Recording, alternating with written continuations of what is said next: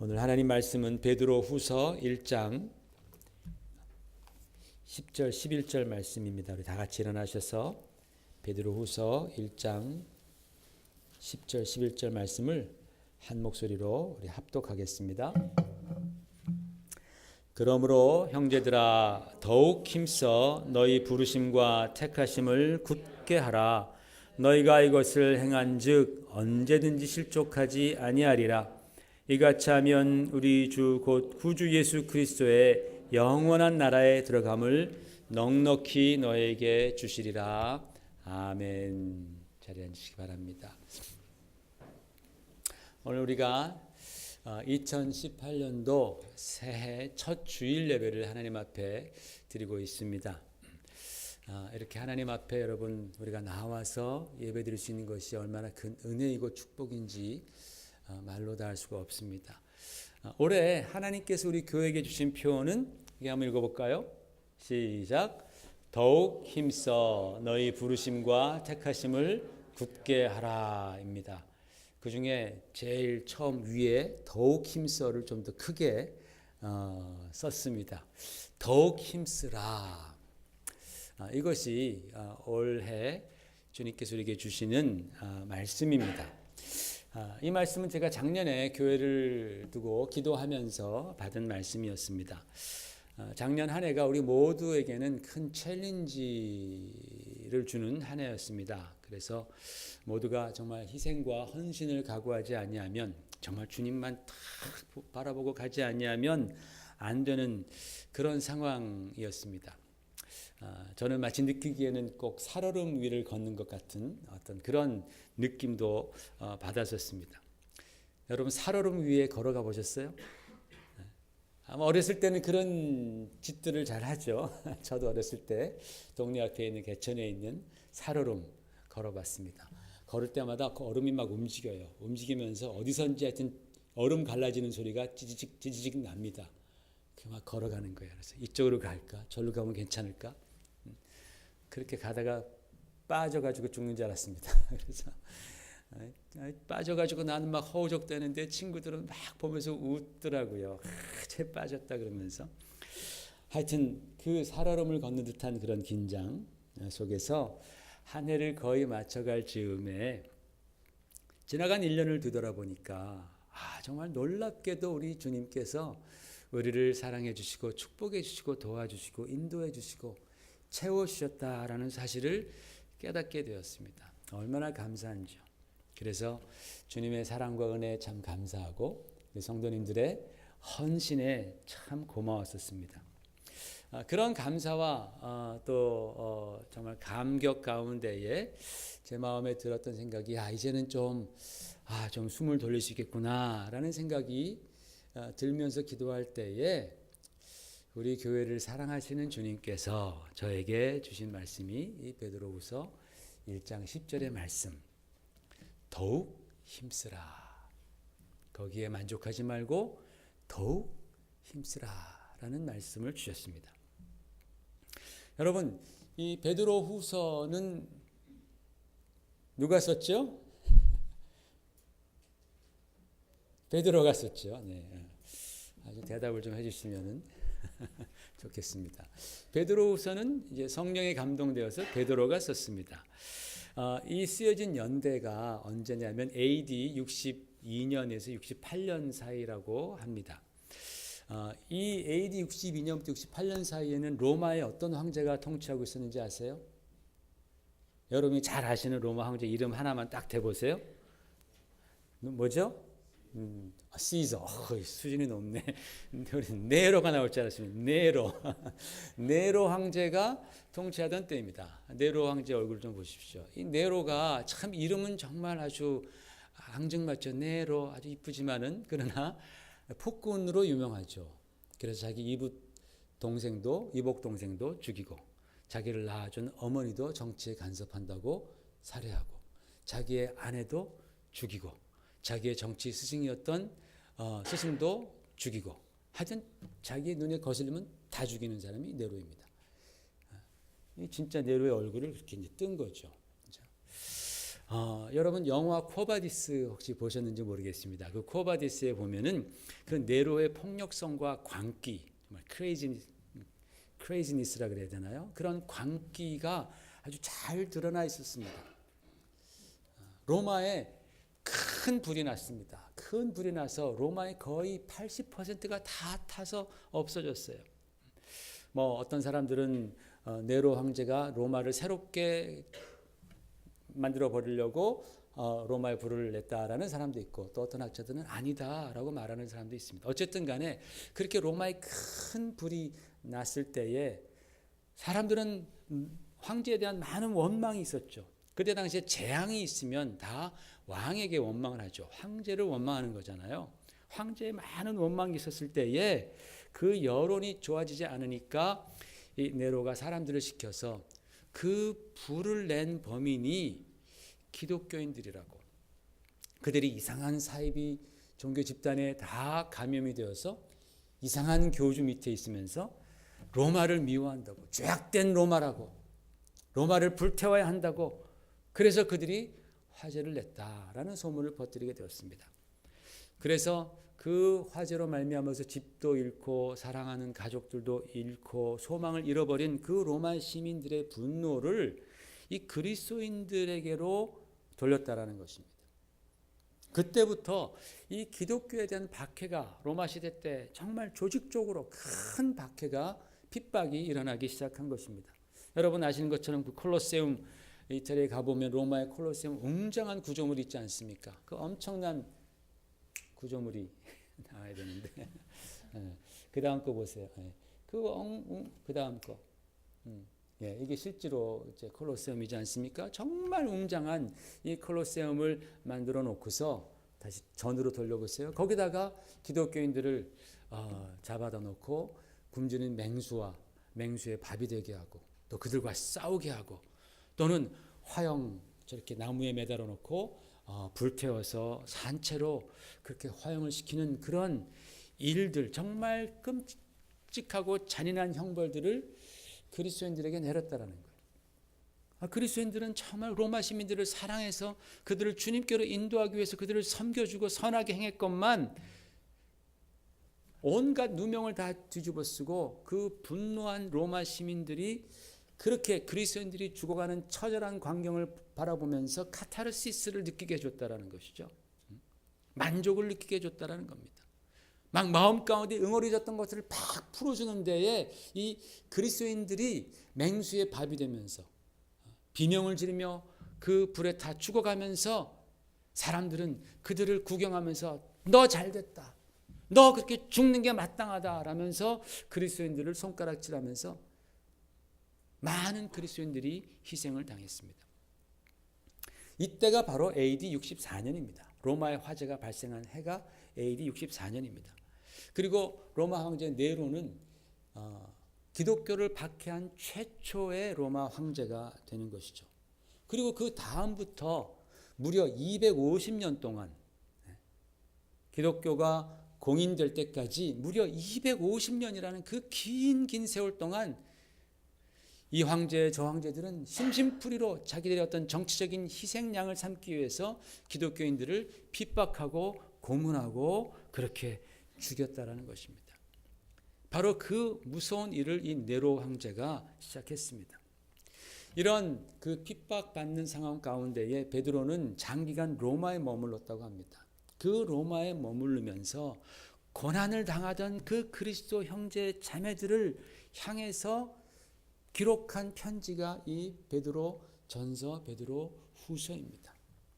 그리고 나중에 이 편지를 다 쓴 다음에 자신도 십자가에 거꾸로 매달려서 순교당했다고 전승은 말을 하고 있습니다.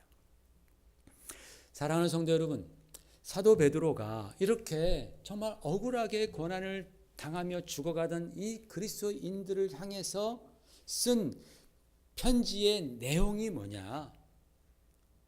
너희가 고난 중에도 어려움 가운데서도 주님을 바라보라 라는 거예요. 너희는 이 세상에서 나그네와 같은 자들이니 영원한 하늘의 소망을 두고 천국을 바라보며 견디라 라는 것입니다.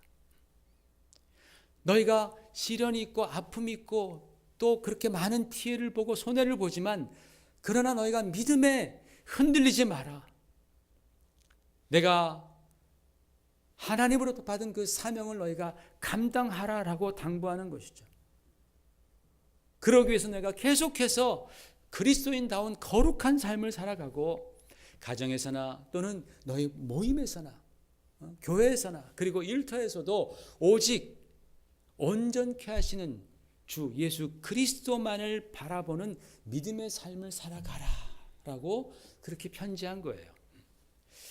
여러분, 우리가 이제 가만히 보면 우리가 믿음 생활 하다가 억울한 일을 당하거나 믿음 때문에 내가 좀 피해를 보거나 아니면 고난을 당하거나 또는 상처를 받는 일이 생기면 사람들은요, 대부분 다 믿음 생활 하다가 그렇게 되면 대부분 다 원망합니다.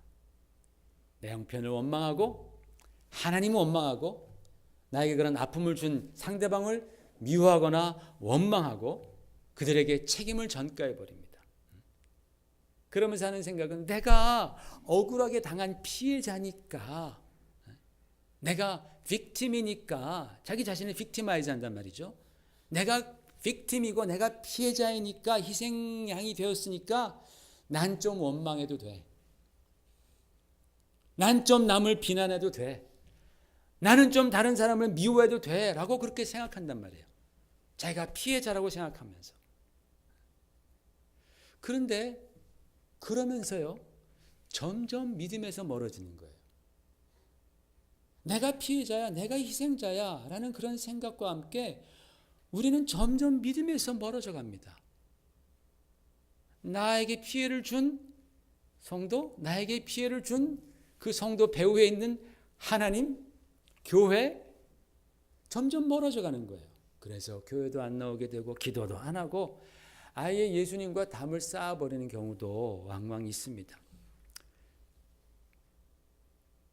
그러면서 굉장히 자기 중심적인 생각만 하게 되는 거예요. 피해자들은요, 언제나 자기 중심적인 생각만 합니다. 그게 어떻게 보면 참 어쩔 수 없는 그런 인간의 자기 보호 본능 같아요. 자기를 보호하려는 그런 본능 같습니다. 그런데요, 문제는 이 자기 보호 본능에 한번 맛을 들이게 되면요, 거기에 한번 빠져 들어가면요, 벗어날 수가 없는 거예요. 마약과 같아요. 깊은 늪과 같아요. 더 깊이 빠져갑니다. 그래서 언제나 자기 자신만을 바라보는 거예요. 자기 자신만을 생각하는 거예요. 우리가 그리스도인으로서 누구를 바라봐야 되느냐? 우리는 주님을 바라봐야 되는데 내 피해 의식에 가려져서 주님이 안 보이는 거예요. 그리고 나만 바라보는 겁니다. 그래서 여러분, 이 피해 의식이라는 것, 이것은 우리 신앙생활에 굉장히 큰 적입니다. 굉장히 큰 적입니다. 왜냐하면 우리 신앙생활의 핵심이 뭡니까, 여러분? 그것은 바로 예수 그리스도의 말씀에 따라 자기 십자가를 지고 주님을 따라가는 것. 그죠? 우리 신앙의 핵심은 그거예요. 예수님을 바라보면서 자기 십자가를 지고 주님을 따라가는 것이 우리 신앙의 핵심입니다. 그것이 우리 신앙의 본질입니다. 이것이 안 되면 신앙이 아니에요, 그것이. 자기 십자가 지고 주님을 따라가는 것, 이게 우리의 신앙의 본질인데 내가 피해자다, 내가 빅팀이다 라고 생각하면요, 십자가가 보이지가 않아요. 십자가가 보이지 않습니다. 십자가는 간 곳 없이 사라지고 보상만을 요구하는 자기 중심적인 인간이 된다라는 거예요. 여러분, 우리 그리스도인들은 누구에게 보상을 요구해야 됩니까? 하나님께 보상을 요구하는 거예요. 현재의 고난은 장차올 영광과 좋게 비교할 수 없도다. 아멘. 지금의 우리가 믿음으로 말미암아 받는 또는 받을 수 있는 그런 고난들은 장차 주님께서 우리에게 주시는 그 보상, 그 영광과는 좋게 비교할 수 없기 때문에 사도 바울도 그가 가는 곳마다 막 피해를 받고 피해를 입고 매를 맞고 고난을 당했다 할지라도 그는 세상에서의 보상을 원하지 않았어요. 사람들의 어떤 칭송을 원하지 않았어요. 사람들이 주는 그 보상을 원하지 아니하고 오직 하나님께서 천국에서 주실 그 보상, 심판대 앞에서 주실 그 보상을 바라보면서 그는 달려가는 거예요. 십자가 지고 달려가는 거예요. 피해가 있고 손해가 된다 할지라도 달려가는 거예요. 왜? 그에게는 진정으로 하나님께서 그에게 예비하신 그 보상이 실제였기 때문이죠. 그것이 리얼리티였기 때문에 사도 바울은 그 보상 바라보면서 달려가는 거예요. 자기 십자가 지고 가는 겁니다. 그런데 그 하늘의 보상을 믿지 아니하고 내가 피해자다, 내가 빅팀이다라고 생각하는 사람들은 이 땅에서 그 보상을 빨리 챙기려고 한단 말이죠. 그러다 보니까 자기 중심적인 생각을 하는 거예요. 자기 이기적인 생각을 하는 거예요. 하나님의 보상 따위는 염두에 두지도 않는 것이죠. 바로 오늘 성경 말씀이 사도 베드로가 그렇게 지금 빅팀이 되어서 죽어가는 그 그리스도인들에게 너희가 바로 그것을 주의하라라는 거예요. 그것을 주의하라. 오히려 너희가 고난을 당할수록 더욱더 힘쓰라. 더욱더 힘쓰라. 핍박받고 힘들고 고통스럽고 막심한 피해를 봐서 억울한 것 사도 베드로가 잘 알고 있죠. 그러나 그래도 너희가 더욱더 주님을 본받고 신앙 지키고 십자가의 도를 붙들고 달려가기 위해서 더욱더 힘쓰라고 하는 것입니다. 왜냐하면 그래야지 넉넉히 너희가 주의 나라에 들어갈 수 있기 때문에. 그럴 때 너희가 실족하지 아니하고 시험에 빠지지 아니하고 넉넉히 주의 나라에 들어갈 수 있기 때문이라고 오늘 성경은 말씀하고 있습니다. 여러분, 베드로가 누굽니까? 베드로 한번 생각해 보세요. 베드로는요, 주님을 부인해본, 주님을 배반한 경험이 있었던 사람입니다. 전과가 있었던 사람입니다. 베드로는 주님을 부인하고 주님으로부터 떨어져 나가는 것이 얼마나 고통스럽고 그것이 얼마나 부끄럽고 얼마나 슬프고 후회되는 일인지를 그는 누구보다도 잘 아는, 주님을 배반해서 주님으로부터 자기 심령이 떨어져 나가는 것을 자기 자신이 경험했던 그런 사람입니다. 베드로가 왜 주님을 부인하고 왜 십자가를 외면했습니까? 바로 그 눈앞에 있었던 고난 때문 아니에요? 그죠? 예수님 때문에 자기도 덩달아 피해보는 것이 싫어서, 예수님 때문에 자기도 예수님처럼 그렇게 결박당하고 채찍당할까 봐 그것이 싫어가지고 예수님을 부인했던 사람입니다. 거기서 그 조그만 여자애가 당신도 예수 따라다녔지라고 했을 때 내가 그래라고 대답하면 당장에 붙들려서 모욕을 당하고 채찍당할까 봐 그래서 주님을 부인했던 사람이 바로 베드로입니다. 그러나 그가 그렇게 주님을 부인하고 십자가의 길을 벗어 던졌던 것이 그에게는 얼마나 더 큰 고통이었고 얼마나 더 큰 슬픔이었는지를 그는 깨닫게 되는 것이죠. 그가 아주 슬피 통곡하지 않습니까? 닭이 울고 자기가 정신 차렸을 때 내가 주님을 부인했구나, 내가 주님을 떠났구나, 이것을 그가 깨닫고 그가 슬피 울면서 통곡하며 회개했다라고 성경은 말씀하고 있지 않습니까? 나중에 사도 베드로가 성령 받고서 그가 깨달은 것이지만은 그에게 가장 감격스럽고 귀하고 기쁘고 그리고 가슴 벅차오르는 것이 무엇인가? 인생에 있어서 그것은 바로 주님께서 나 같은 존재를 불러주시고 하나님께서 나 같은 존재를 택해 주셨다라는 주님의 부르심과 택하심, 이것이 그에게는 너무나 기쁘고 감사하고 가슴 벅차오르는 그런 놀라운 사건이었다라는 것입니다. 여러분 한번 생각해 보십시오. 이거 아직 아닙니다. 전능하시고 천지를 창조하시고 지금도 살아계신 하나님께서, 지금도 살아계셔서 이 우주 만물을 주관하시고 역사를 주관하시는 이 하나님께서 나 같은 존재를 아시고 부르시고 택하셨다라는 거, 여러분 이게 얼마나 놀라운 사건입니까? 여러분 세상에는 우리보다 더 중요한 것 많습니다. 그죠? 세상에 하나님이 지으신 피조물 중에서 우리보다 중요한 것 얼마나 더 많은지 몰라요. 나 한 사람 저 한 사람 없어져도요 세상은 다 돌아갑니다. 태양 하나 없어지면 다 죽습니다. 어떻게 보면 저보다 태양이 훨씬 더 중요하죠. 그렇지 않아요?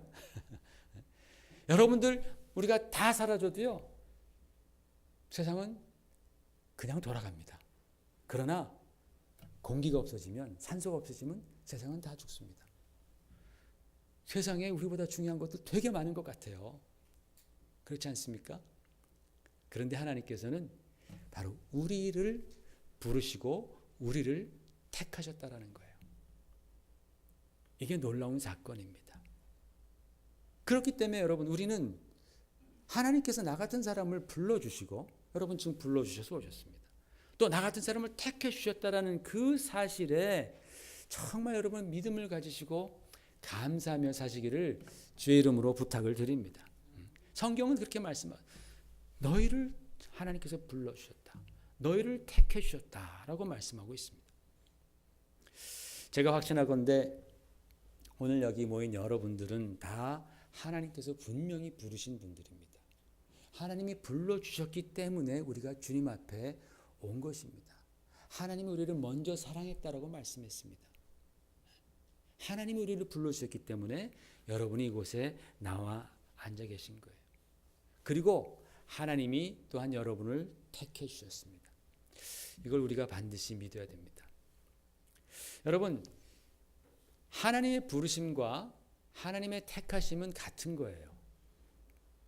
하나님의 부르심, 콜링과 하나님의 일렉션, 그 다음에 보여주시기 바랍니다. 그것은 같은 겁니다. 왜냐하면 하나님께서 생각해 보세요. 하나님께서 택하시지도 않은 사람을 부르실까요? 하나님께서 그냥 다 불러놓으신 다음에 쭉 보고서 너는 너무 키가 작구나. 너는 너무 말랐구나. 너는 너무 배운 게 없구나. 너는 돌아가라. 너는 너무 약하구나. 너는 너무 죄가 많구나. 넌 돌아가라. 하나님 그러시겠어요? 불러놓으셨는데 딱 뭐 면접 보는 것도 아니고 다 이제 면접같이 이렇게 불러놓으신 다음에 다 보신 다음에 난 넌 택하지 않고 나는 넌 택하고 이 사람은 택하지 않고 이 사람은 택하고 그렇게 하나님 하시겠어요? 그렇지 않습니다. 하나님께서는 우리를 부르실 때 이미 우리를 아시죠. 하나님은 여러분을 다 아십니다. omniscient한 분이죠. 전지한 분이십니다. 하나님 모든 것 아시기 때문에 이미 우리를 부르실 때에 우리의 모든 것을 다 아시는 분이시죠. 그리고 부르시는 거예요. 왜? 택하기 위해서 버리려고 부르시는 게 아니에요. 택하시려고 부르는 거예요. 그러니까 여러분이 만약에 오늘 하나님의 부르심으로 여기 왔다라고 믿는 분들은 하나님이 나를 택했다는 사실을 믿으시기를 바랍니다. 하나님은 나를 버리시기 위해서 부르신 분이 아니에요. 나를 다 아세요. 내가 얼마나 부족하고 내가 얼마나 죄인인지를 안단 말씀입니다. 내가 얼마나 연약하고 얼마나 하나님을 대적했었고 또 하나님의 불순종할지도 하나님은 아시는 분이세요. 그런데 하나님이 부르셨다라는 것은 나를 택해 주셨다라는 거예요. 어떻게 이런 일이 일어날까요? 하나님의 부르심과 이 일렉션, 선택 그 뒤에는 하나님께서 그냥 말로만 부르시고 말로만 선택하는 것이 아니다라는 사실입니다.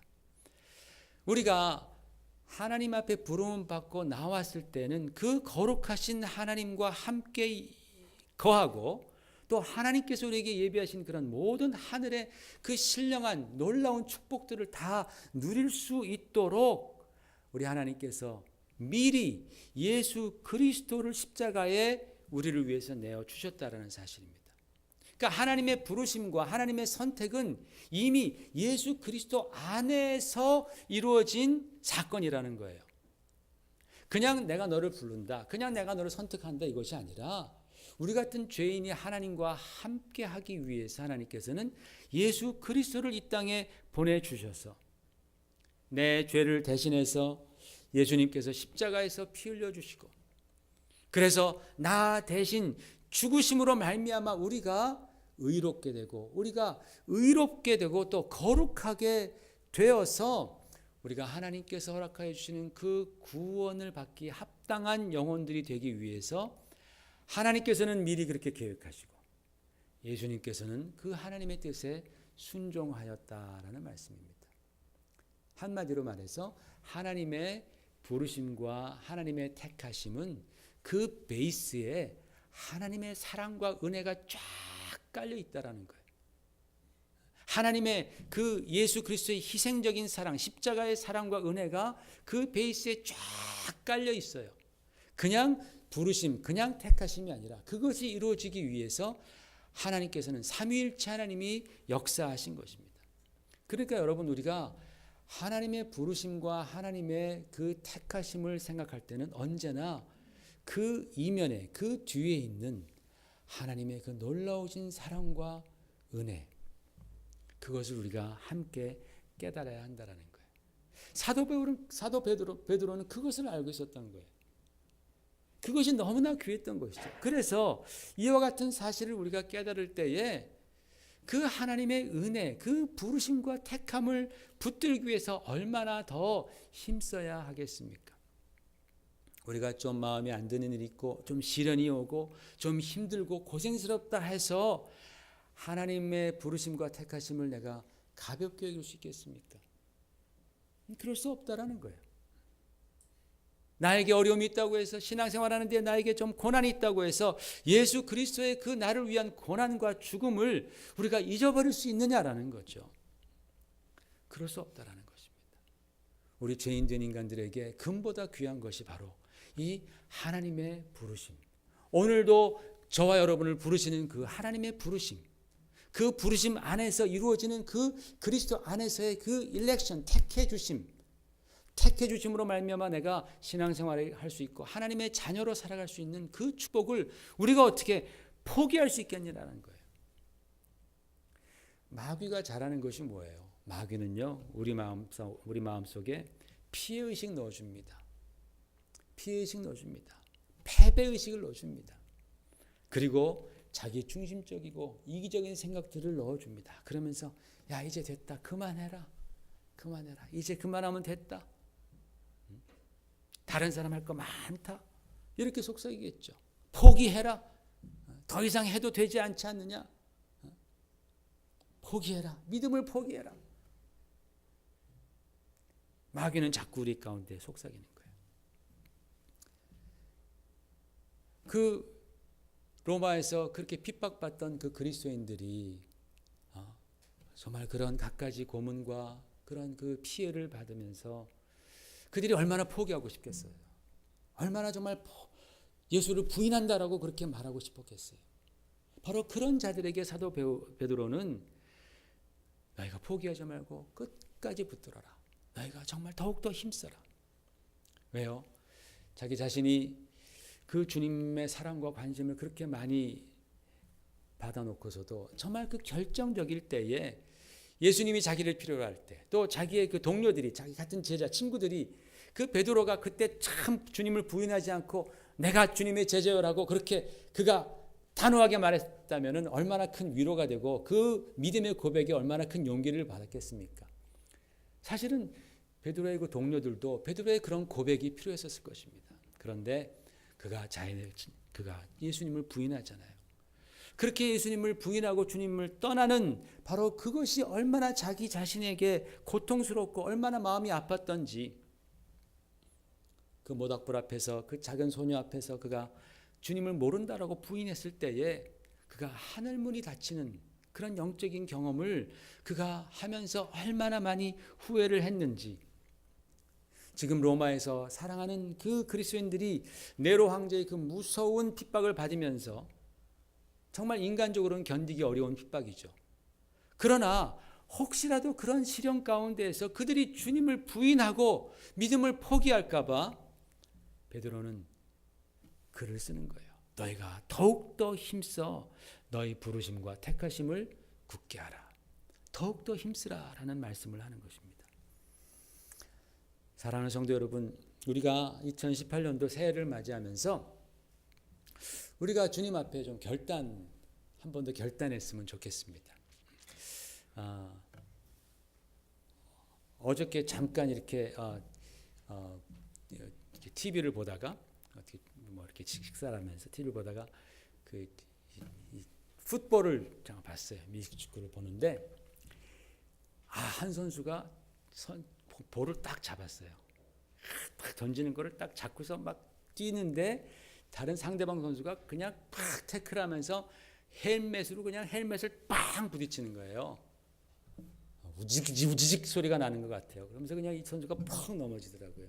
넘어졌는데 그 다음에 이제 일어나는데 일어나지 못해. 뇌진탕 때문에 일어나지 못하고 막 이렇게 비틀거리니까 옆에 있는 선수가, 자기 동료가 이렇게 잡아주더라고요. 큰 산만한 선수들이 그냥 머리를 부딪히니까 일어나지를 못하고 이렇게 일어났는데도 이렇게 막 쓰러지려고 하니까 옆에서 이렇게 붙잡아 주더라고요. 가만히 있더라고요. 근데 그걸 이제 슬로우 비디오로 보여주는 거예요. 슬로우 비디오로 보여주는데 빵 부딪히니까 이 사람이 넘어졌잖아요. 넘어졌는데 부딪히면서 정신을 잃으니까 볼을 놓치더라고요. 볼을 놓치는데 정신을 잃었는데 볼이 손에서 떨어져 나가니까 다시 그 볼을 주워 담더라고요. 다시 볼을 딱 주워 담아. 그리고서 나중에 일어나는데 정신을 못 차리고 그냥 이렇게 헤매더라고요. 정신을 잃은 상태에서도 볼을 놓치잖아요. 그걸 보면서 저 사람들의 저 볼에 대한 집착. 지금 정신 한 대 얻어맞아서 정신이 없어요. 정신을 잃었어요. 그런데도 그 볼 잡으려고 그냥 손이 가는 거예요. 볼 잡으려고. 저거 보면서 우리도 그래야 되겠다. 십자가에 집착이 있어야 되겠다. 고통이 오고 어려움이 온다고 해서 그냥 놔버리는 것이 아니라 이 사람들은 정신이 없는데도 그거 잡으려고 하잖아요. 그게 뭐라고 말이죠. 그거 잡으려고 정신 잃어버리고 막 뇌진탕이 왔는데도 그걸 보면서 참 이 사람은 이것만 놓치지 않으리라. 이게 자기의 사명인 거예요. 그죠? 이 볼이 자기의 사명인 거예요. 내 사명 끝까지 감당하고 승리하리라. 우리 팀에게 승리를 주리라. 아주 뼛속까지 그 선수들의 마음 가운데는 그런 생각이 들어가 있더라고요. 여러분, 세상이 얼마나 요즘에 악하고 교활하게 하나님을 대적합니까? 우리가 정신줄 놓고 살다가는 나도 모르게 나도 하나님을 대적하는 편에 서게 돼요. 나도 모르게 예수님 부인한다니까요. 내가 예수님 사랑합니다, 사랑합니다 예배드리지만 나도 모르게 예수님 부인하는 편에서 예수님을 다시 십자가에 못 박는 그런 죄악을 범하는 경우가 얼마나 많습니까? 그러면서 교회를 탓하고 그러면서 성도들을 탓하고 그러면서 자기는 굉장히 의로운 것 같아요. 그게 굉장한 그 마귀의 간교한 수법입니다. 그렇게 얘기를 할 때 누구를 탓하고 뭐 지적할 때요. 자기는 굉장히 의로우니까 지적하는 거거든요. 그런데 사실은 그렇지 않아요. 그렇게 해서 한국에서도 막 교회 탓하고 막 탓하는 사람들 나중에 보면 저 밑에 떠내려가 있습니다. 다시는 회복할 수 없는 그런 상태로까지 떠내려가 있는 경우들이 굉장히 많은 거예요. 자기는 의로운 줄 알았는데 사실은 그렇지 않아요. 신앙생활 안 하는 거예요. 속아서 그렇습니다. 마귀가 우리를 그렇게 속이는 거예요. 우리는 주님 더 사랑하기 위해서 그랬다고 생각하지만 방법이 잘못된 거예요. 그런 경우가 얼마나 많은지 모릅니다. 실족하는 경우가 많습니다. 사도 베드로는 오늘 말씀을 통해서 너희가 더욱 힘쓰라. 너희가 하나님의 부르심과 택하심, 하나님의 부르심이 어디 있는가? 하나님의 택하심이 어디 있는가? 여기에 내가 더욱더 힘쓰면 실족하지 않고 시험에 들지 않는다는 말이죠. 실족하지 않고 우리가 넉넉히 이기게 될 줄로 믿습니다. 그렇게 여러분 힘쓰는 자들 되십시오. 올해 정말 예배에 힘쓰십시오. 더욱더 힘쓰십시오.